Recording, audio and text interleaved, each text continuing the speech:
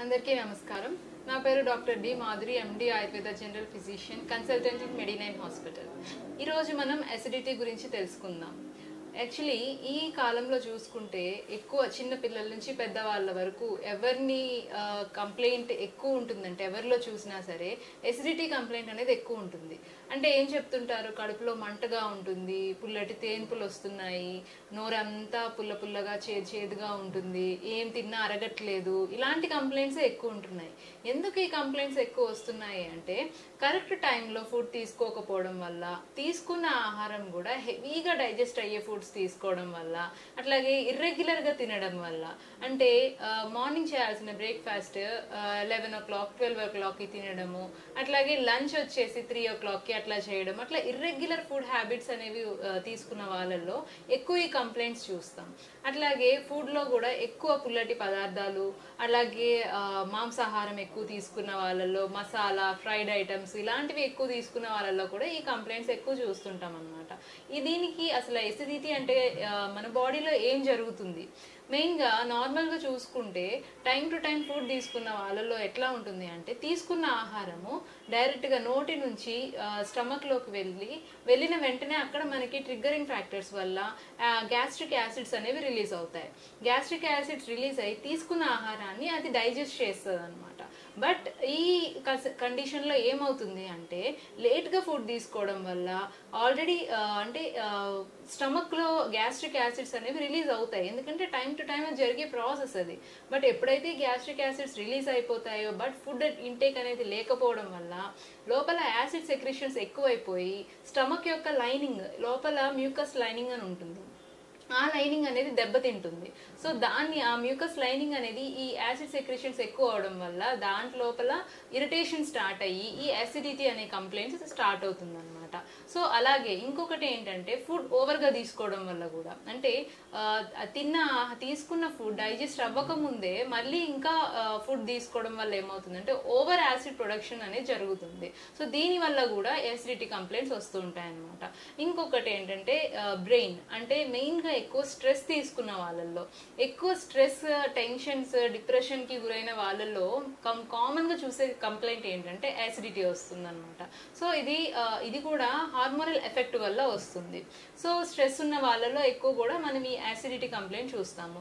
ఈ యాసిడిటీనే గ్యాస్ట్రైటిస్ అంటాము, acid peptic disease అంటాము, అట్లాగే హైపర్ ఎసిడిటీ అంటాము, అండ్ జిఈఆర్డి అంటే గ్యాస్ట్రోఇసోఫేజియల్ రిఫ్లెక్స్ డిసీజ్ అని కూడా అంటాం అనమాట. సో వీళ్ళల్లో ఎక్కువ మనం ఈ కంప్లైంట్స్ చూస్తాం. అట్లాగే కొంచెం ప్రొలాంగ్డ్గా మెడిసిన్స్ యూజ్ చేస్తారు కొంతమంది, అంటే పెయిన్ కిల్లర్స్ కానీ స్టిరాయిడ్స్ కానీ, అట్లాగే ఏంటంటే ఈ డయాబెటిక్ టాబ్లెట్స్ కూడా కొన్ని సంవత్సరాలుగా ఎక్కువగా వాడుతున్న వాళ్ళల్లో ఈ యాసిడిటీ కంప్లైంట్ అనేది చూస్తాము. సో దీని లక్షణాలు ఎలా ఉంటాయంటే కడుపు ఉబ్బరంగా అనిపించడము, పుల్లటి తేనుపులు రావడము, అట్లాగే కొంతమందిలో మలబద్ధకం ఉంటుంది, కొంతమందిలో ఏంటంటే తరచూ విరోచనాలు అవుతూ ఉంటాయి, కొంతమందిలో ఏముంటుంది నోరంతా చేదుగా ఉండడము, అట్లాగే కడుపులో తీవ్రమైన మంట రావడము, ఛాతి పట్టేసినట్టు ఉండడము, అట్లాగే ఏంటంటే ఈ కంప్లైంట్స్ అవన్నీ మనం యాసిడిటీ కంప్లైంట్స్ అని అంటాం అనమాట. సో దీనికి ఏంటి ట్రీట్మెంట్ ఎలా ఉంటుంది అంటే దీనికి ఆయుర్వేదంలో మంచి మెడిసిన్స్ ఉన్నాయి. అంటే ఈ యాసిడిటీ కంప్లైంట్స్ తగ్గించడానికి హెర్బల్ మెడిసిన్స్, అట్లాగే హెర్బో మినరల్ మెడిసిన్స్ ఉన్నాయి. ఫర్ ఎగ్జాంపుల్ ఏంటంటే కొన్ని మెడిసిన్స్ శంఖవటి అని, కామదుద్దరస్ అని, అవిపత్తికర చూర్ణం అని, ఇట్లా కొన్ని మెడిసిన్స్ ఉంటాయి అన్నమాట. సో ఇవి కేవలం డాక్టర్స్ అడ్వైస్ చేస్తే మాత్రమే మీరు వాడాల్సి వస్తుంది. సో దీంతో పాటు ఫుడ్లో కూడా కొన్ని చేంజెస్ చేసుకోవాలి. క్వాలిటీ, క్వాంటిటీ అండ్ టైం అనేది చాలా ఇంపార్టెంట్. ఫుడ్లోని క్వాలిటీ ఆఫ్ ద ఫుడ్ కూడా ఇంపార్టెంట్. క్వాలిటీలో ఏం చూసుకోవాలి అంటే తీసుకున్న ఆహారంలో ఎక్కువ పులుపు పదార్థాలు తీసుకోకూడదు, అట్లాగే స్పైసీ ఫుడ్స్, అట్లాగే కారం ఎక్కువ ఉన్న ఫుడ్స్, అట్లాగే ఏంటంటే చింతపండు పులుపు ఇట్లాంటివన్నీ తగ్గించుకోవాలి.